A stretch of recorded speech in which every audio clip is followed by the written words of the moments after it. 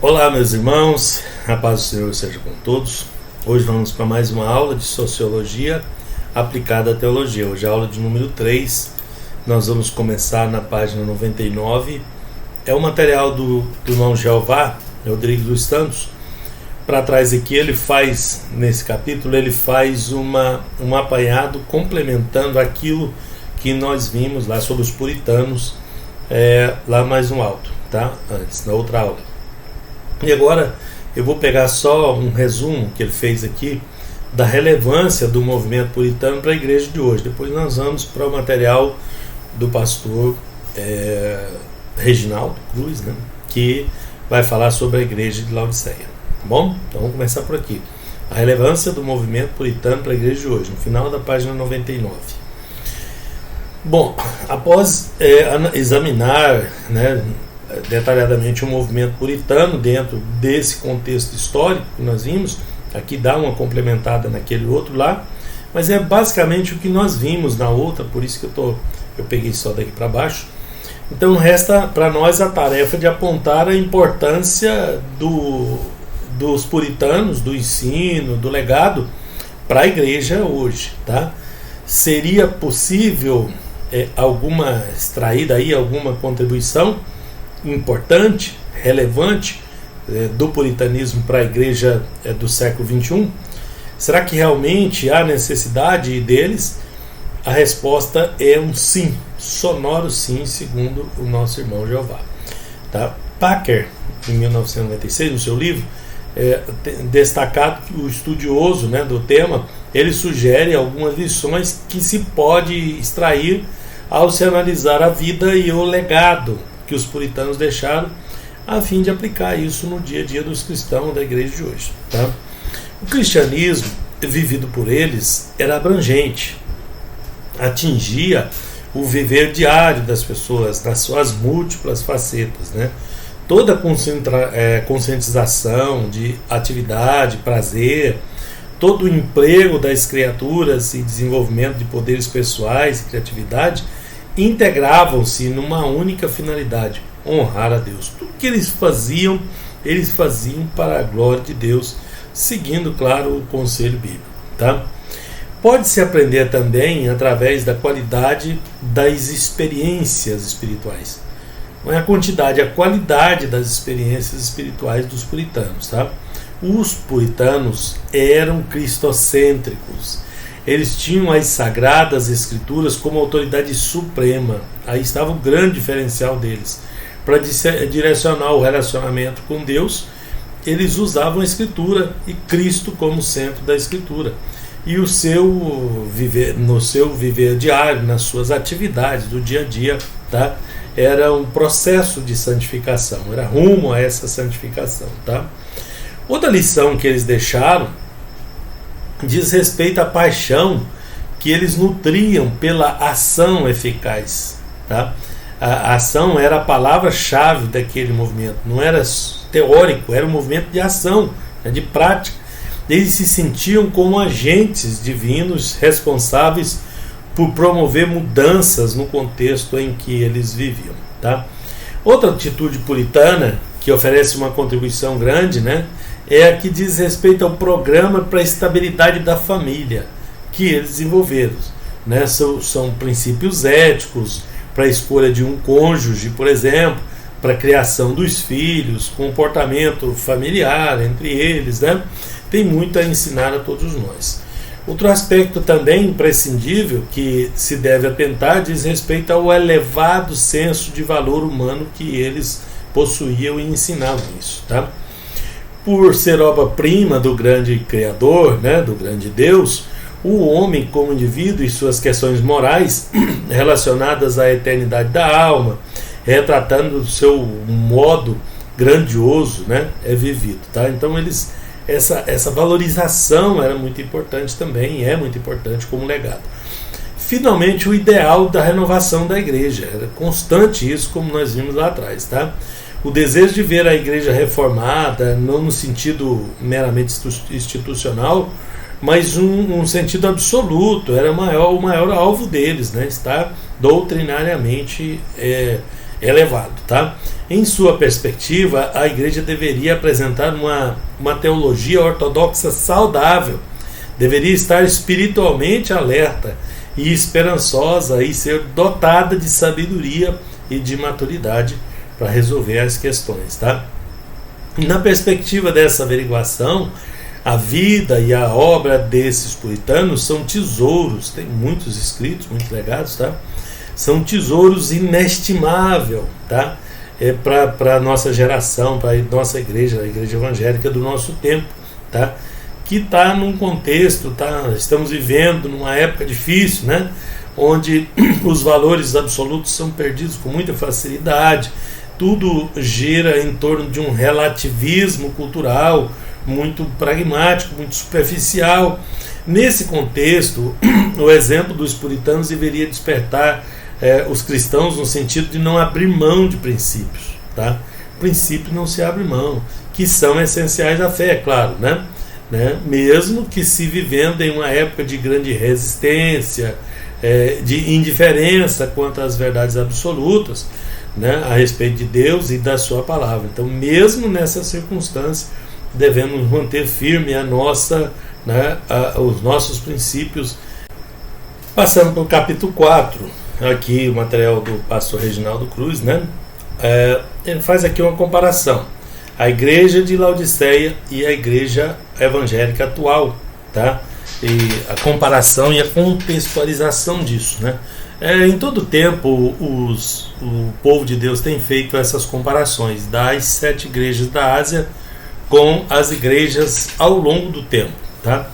E a igreja de Laodiceia é a última das 7, e ele faz essa comparação com a igreja atual, tá? E traz para nós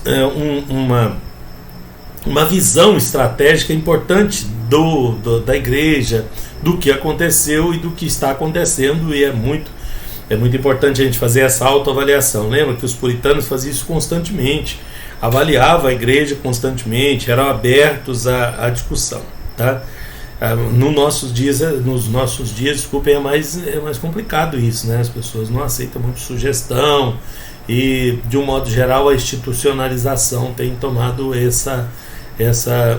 esse rumo aí, tá? Bom, o objetivo desse capítulo, então, é apresentar uma construção bíblico-histórica, tá?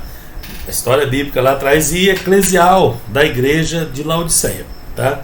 Que foi escrito lá por João, o apóstolo, mas que se refere ao futuro, né? Em alguns aspectos. E nesse aspecto aí compara muito bem com a igreja dos nossos dias, né? E qual é a sua semelhança moral e espiritual com a igreja de hoje? Através de comparações e contextualizações, tá? Na atualidade, passa-se por um momento complexo, né, e angustiante de alguns acontecimentos que se abatem sobre a igreja evangélica e até alteram o seu conceito diante da sociedade, tá? Em termos gerais, a sua visão de missão, a visão missional da igreja ficou ofuscada. A sua missão pode estar comprometida por conta da omissão, tá? Omissão quanto à responsabilidade na grande comissão. Então, em termos gerais, a visão de missão missionária da igreja está um pouco ofuscada, sim. É certo que hoje, né, do ponto de vista eclesial, se enfrenta crises em várias dimensões, porém a área mais atingida é a fidelidade, tá? E a igreja de Laodiceia é conhecida por ser infiel, vazia de Deus e cheia de si. Infiel, vazia de Deus e cheia de si. Essas são as características da igreja de Laodiceia. Bom, vamos aqui a um breve contexto disso, né? Atualmente a gente vê muitas igrejas evangélicas que não se preocupam em ser fiéis a Deus.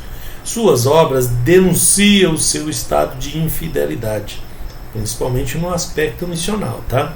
Seu desenvolvimento, com muitos embaraços dessa vida, né, não lhe credencia moralmente a ponto de não ter condições de influenciar o mundo, né, influenciar a sociedade do seu tempo, porque a igreja tem essa atribuição de influenciar o mundo, né? No texto do livro de Apocalipse, no capítulo 3, lê-se uma mensagem de advertência intensa à exortação, né, intensa exortação à igreja tipicamente infiel em suas obras, que é a igreja de Laodiceia, que é a nossa comparação aqui. Inicialmente, nós temos que lembrar que, historicamente, a Laodiceia era uma cidade conhecida por sua riqueza, era uma cidade rica, tá? Bem situada, com o comércio abastado, né? Manufatura, escola de medicina, era um lugar de elite, tá? E era famosa por seu trabalho em manufatura de lã, né? Nas suas vestimentas lá, né? A roupa de lá é coisa chique, tá? E ela foi inteiramente destruída por um terremoto no tempo de Nero, né? do imperador Nero, no ano 60-61 depois de Cristo, tá? E ela depois foi reedificada com recursos próprios, pelos próprios moradores ricos da cidade. Ela foi reconstruída. Vocês têm uma ideia que é uma cidade que não precisou da ajuda de ninguém, nem de Roma, para se reerguer, tá? Então, a igreja de Laodiceia representa o declínio espiritual e a apostasia da igreja infiel em qualquer tempo, não só, tá, no nosso tempo. Tá? Ela representa a igreja infiel. As pessoas costumam fazer uma comparação em épocas. Essa igreja é de uma época, Filadélfia é de outra época, Laodiceia. Não, as características da igreja de Laodiceia coloca ela como representante de todas que tiver a mesma característica, não importa o tempo, desde a fundação da igreja lá, né, na ressurreição de Cristo. Jesus sabe de tudo, né? Ele perscruta o nosso coração. Ele sabia que os membros da igreja de Laodiceia não seguiam, conforme se lê no Apocalipse 3,15, né? Por isso ele não os distinguiu com a palavra de consideração, ele não teceu elogios para essa igreja. Os membros de Laodiceia sentiam-se muito religiosos, muito seguros de si, né? Eles pensavam que tinha muita experiência cristã e conheciam bem as escrituras, mas eles não viviam na dependência do Senhor, tá? Essa igreja estava mais concentrada, sim, era no comodismo religioso, né, que os comprometia, né, mais no comodismo do que com o comprometimento com a sua fé, tá? Jesus diz que a igreja de Laodiceia, ela não era fria e nem quente. Isso tinha um motivo também, né? É uma figura, essas figuras utilizadas aqui eram muito claras para eles, para os laodicenses, né? Porque eles moravam a duas fontes especiais de água, né, que eram conhecidas ali, tá? Uma delas ficava em Hierápolis, né, que tinha piscinas e chafariz de água quente, água medicinal, tá? E a outra em Colossos, né, que fornecia água pura, fria e refrescante. Então, a água morna não tinha muito valor aí, né? Porque ela nem refrescava e nem curava, né? E não fazia nenhuma coisa nem outra. Dessa forma, Laodiceia não era quente nem fria, no sentido de nem ser uma água especial terapêutica para aqueles que estavam doentes, e nem fria, né, no sentido de poder refrescar ou acalentar, né, aqueles que estivessem espiritualmente desgastados. Aqui levamos para o lado espiritual. Verdadeiramente, essa igreja fez Jesus ter vontade de vomitar, né? Olha a palavra pior que ele achou no dicionário para colocar aí qual era o sentimento dele com relação à igreja de Laodiceia. Tá, então vamos lá. A igreja de Laodiceia e a igreja atual, tá? A comparação. A igreja de Laodiceia, então, estava mais preocupada com a sua aparência do que com o seu fervor espiritual, mais preocupada com a instituição dela, com ela institucionalizada. Ela é a igreja popular, satisfeita com a sua prosperidade, orgulhosa de seus ricos, né, dos seus membros ricos, né, com a sua religião, né, é só uma simulação para eles, tá? Então, não é o número de pessoas na igreja, não é isso que conta na igreja, é o comprometimento das pessoas que conta. A semelhança com a igreja, muita igreja, né, a igreja de um geral, a igreja evangélica atual, é bem convincente, porque nós somos bem simpáticos com os falsos mestres, e os hereges nas nossas igrejas. tá? As nossas igrejas recebem muito bem os hereges, tá?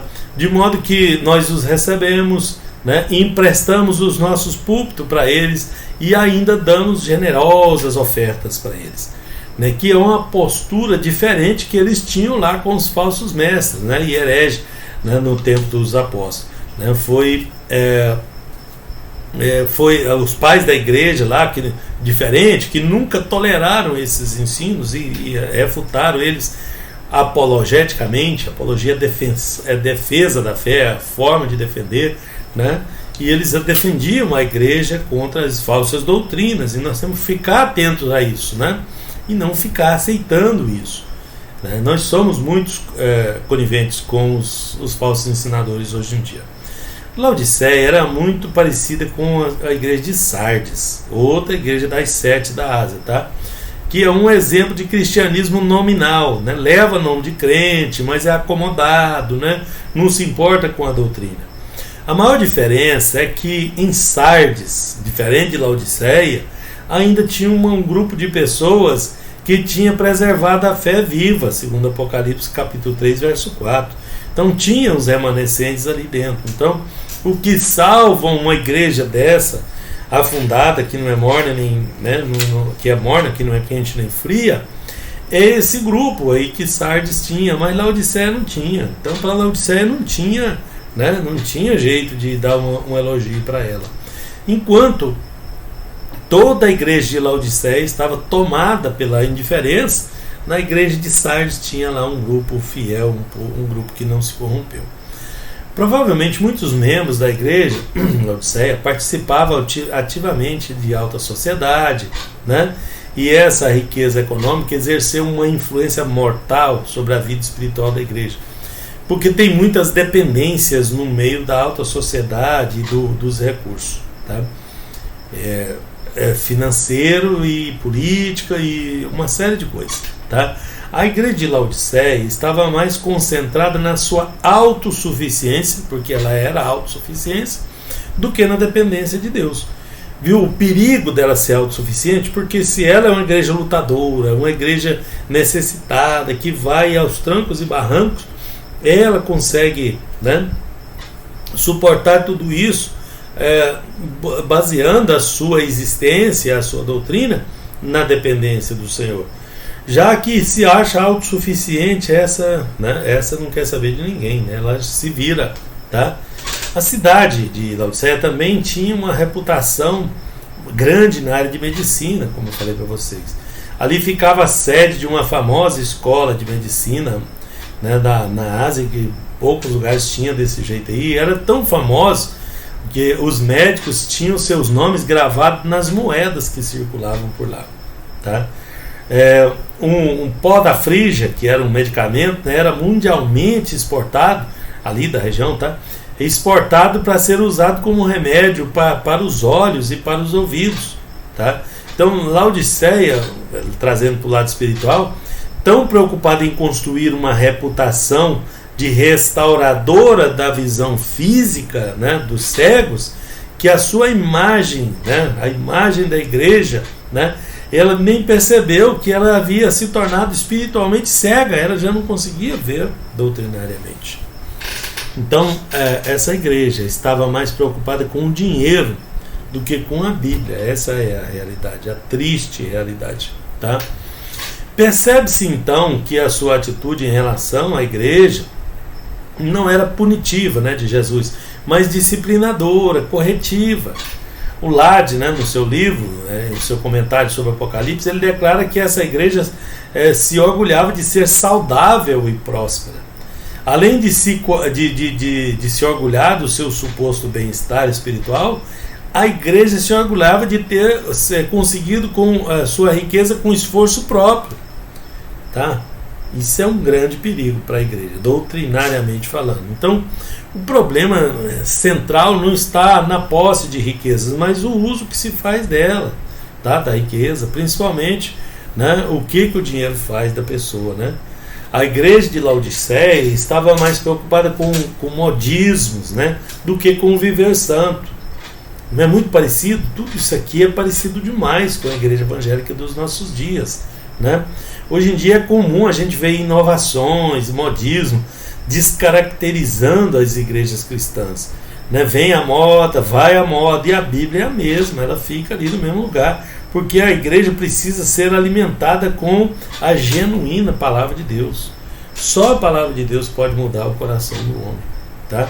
Essas teologias modistas não estão centradas na Bíblia, não promovem o viver de santidade, muito menos divulgam a salvação eterna. Elas visam apenas bens materiais e a satisfação do ego do ser humano. São modismos doutrinários com intenção obscura para o conforto passageiro do homem. Tem conforto, tem a sua vantagem ali, tá? Mas é passageiro, é modismo, não é salvação eterna, não é a palavra de Deus propriamente dito, tá? Bom, a igreja de Laodiceia fechou as portas para a graça.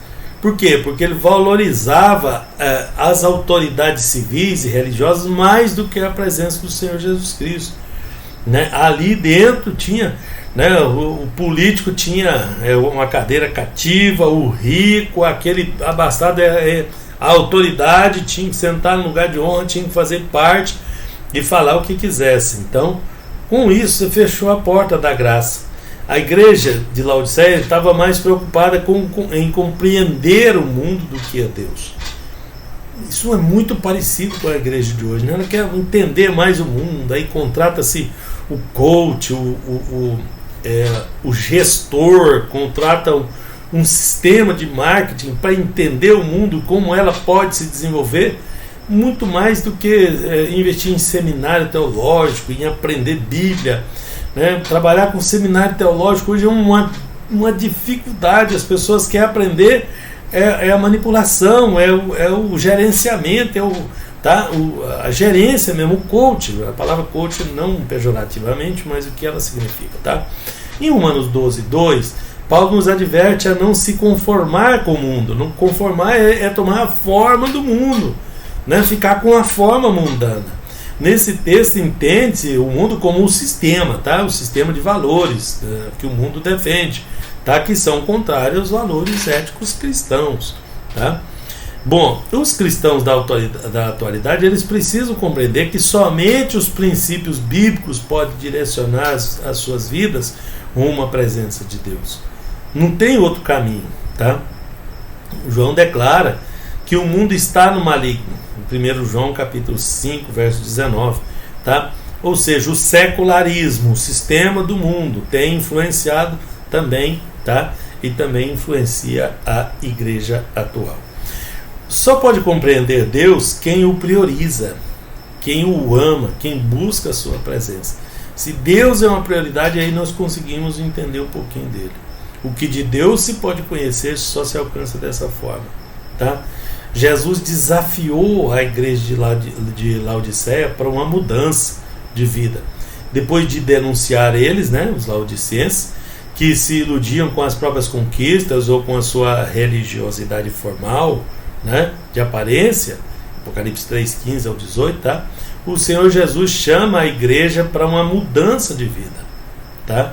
A igreja de Laodiceia estava mais preocupada em ser relevante no mundo, né, no mundo moderno, do que com um arrependimento espiritual, tá? Através de riquezas, de política, de poder, né, das regras, dos encaixes. Era isso que a igreja de Laodiceia buscava, e não o arrependimento espiritual, não o encaixe espiritual, voltar para a Bíblia, para a palavra, tá? Não era esse o objetivo da igreja de Laodiceia, e nem da de hoje está sendo, né, em maior parte dos casos. Atualmente se vê uma igreja que quer ser celebridade, tá? Mas não serva. Ela quer ser uma celebridade aí, ela quer ser famosa, mas não serva. Ela busca elogios, mas não tem humildade. Percebe-se ainda que tem uma busca desenfreada por holofotes, né, por fama, né, por espaço entre as elites. Certamente não é isso que Jesus quer para a sua igreja, tá? Ele não veio ao mundo para nos fazer relevantes no mundo, né, mas para nos fazer santos. Não é essa a prioridade ou a preocupação de Deus. Jesus convidou a igreja de Laodiceia para uma profunda comunhão. Cristo convida a igreja de Laodiceia para ter comunhão com ele, tá? O Eugene Peterson, né, no 2009, o livro dele, escreve que a comunhão em Cristo e com Cristo se reflete na comunhão que temos uns com os outros, tá? Nós falamos sobre isso lá atrás. Jesus Cristo faz o seguinte convite à igreja de Laodiceia: estou à porta e bato. Olha só, ele o faz por intermédio da sua palavra, de uma pregação, de um louvor, de uma circunstância, né, que envolva doença, acidente. Deus tem muitas formas de se manifestar e nos mostrar as coisas, tá? Então Deus está à porta e bate. Quem abrir, ele entra. Se não abrir, né, veja só, é isso que ele quer. Ele quer cear conosco, ele queria recuperar a igreja. Ele estava exortando a igreja porque ama, tá? Porque ama a igreja. Bom, e então, na contextualização, as dimensões da crise de fidelidade. Aí entramos na parte da fidelidade. Atualmente, percebe-se que a igreja enfrenta crises de várias áreas, né? E os princípios mais prejudicados são a unidade, a comunhão e a ética. Os três são os mais prejudicados nessa crise de fidelidade que a igreja encontra, tá? Essas crises foram percebidas na igreja de Laodiceia e também são claramente perceptíveis na igreja de hoje. Então a gente está comparando com coisas cabíveis aqui, tá?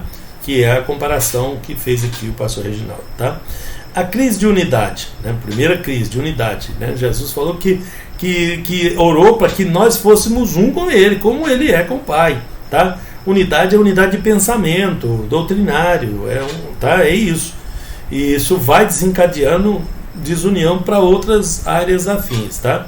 De acordo com os ensinos de Cristo, constante nos evangelhos, a unidade deve ser um fator de identificação da igreja.